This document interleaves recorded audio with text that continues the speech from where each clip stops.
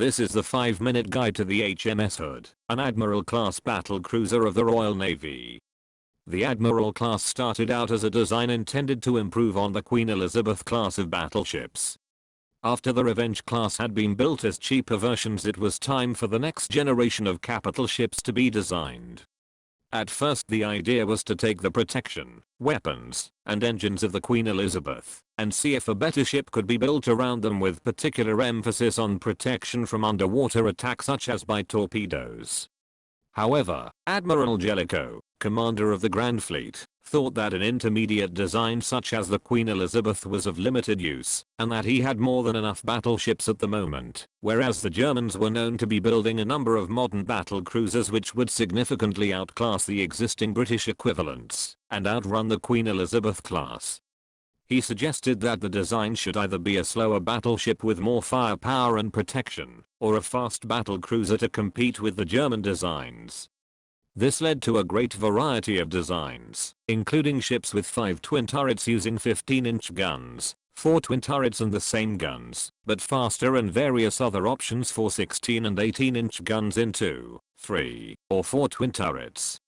Eventually it was decided a minimum of 8 guns was needed, along with sufficient speed and protection to overmatch her enemies, and a design with 4 twin turrets with 15-inch guns was chosen, complemented by a secondary battery of 16 5.5-inch guns, torpedo tubes and some 3-inch anti-aircraft guns.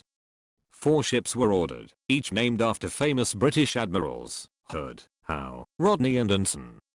Hood was laid down on the same day as the Battle of Jutland, and the results of which caused an almost immediate halt to work whilst the Admiralty examined the design for weaknesses to avoid the catastrophic explosions that had destroyed 3 British capital ships.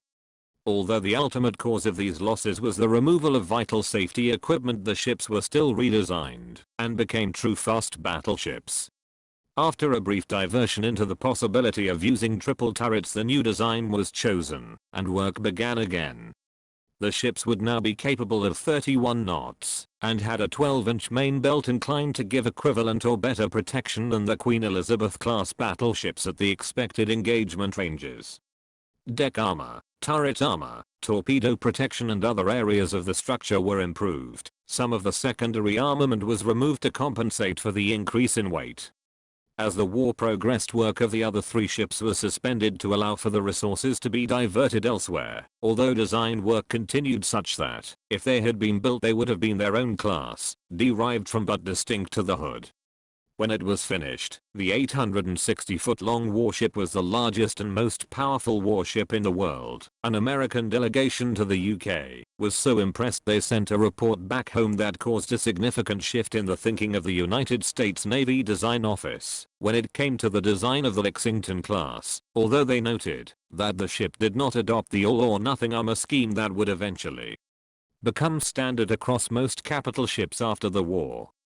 There is some debate over the nature of the Hood. The Royal Navy called any capital ship that could exceed 24 knots a battle cruiser regardless of protection or armament, but the Hood was better protected and slightly better armed than the Queen Elizabeth class, which were definitely battleships, as well as being significantly faster.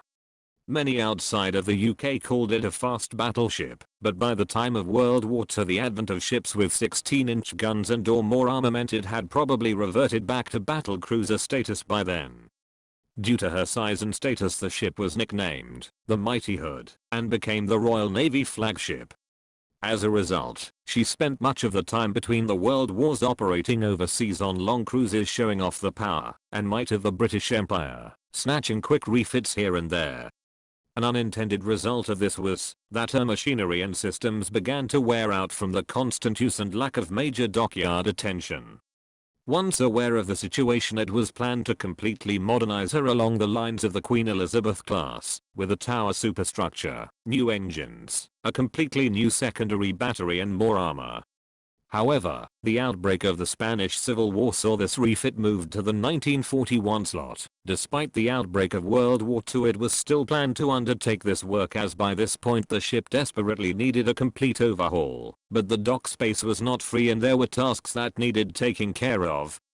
During the war, the Hood was part of the Home Fleet, operating first to deter German raiders from trying to get into the Atlantic, and in this role she was hit by a German bomber whilst escorting a damaged submarine back home. Next, she was the flagship of Operation Catapult, an attempt to deny the French fleet to the Germans. Unfortunately, due to a certain degree of misunderstanding and an act of almost criminal negligence by the French admiral when transmitting the British terms to the French government, negotiations broke down, and the British felt they had to open fire. It appears that the Hood was responsible for damaging the French battleship Dunkirk to the point that it had to beach itself.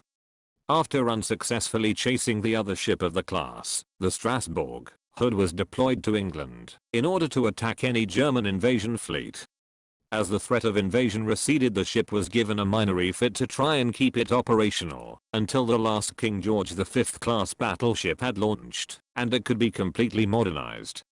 Before this could happen, the Germans sent the Bismarck and the cruiser Prince Eugen out into the Atlantic, and the Hood along with the brand new Prince of Wales were scrambled to intercept. Just after 5 in the morning on the 24th of May 1941, the Battle of the Denmark Strait began, with the Hood focusing fire on the German cruiser and the Prince of Wales firing at the Bismarck. Aware of the ship's relatively thin deck armor compared to the still well-protected sides, Vice Admiral Holland decided to close the range to a point where shell hits would land on the side of the ship instead of the deck. As the battle progressed, the Hood suffered a number of hits, but remained in action. However, at the moment the ship was turning to unmask the rear turrets, the Germans' fifth salvo scored a direct hit. After a shower of fragments and a small fire, there was a brief pause, a huge rush of flame, and then the Hood exploded in a massive fireball, sinking within 3 minutes stern first. Only 3 of the 1,418 crew survived. Although the initial inquirers thought that the explosion was a result of either a penetration of the main magazines or the explosion of a secondary magazine or torpedo setting off the main magazines, modern investigations have come up with a number of possible scenarios that explain the sinking. Although the wreck has been found, the massive explosion destroyed a large part of the ship and erased any chance of finding out what happened by looking at the wreck, but on the other hand the stern shows the ship never completed the turn it was undertaking to unmask the rear guns. The two most likely scenarios for the ship's loss are either the detonation of a 4-inch magazine amidships setting off the 15-inch magazines, or potentially a shell penetrating the rear of the ship to detonate the rear magazines directly. In either case, it appears the shot was a 1 in a million occurrence, as the geometry of the situation would in almost any circumstance not allow for this event to occur. But with the right combination of events and huge dose of luck, the shell found exactly the right place at exactly the right time.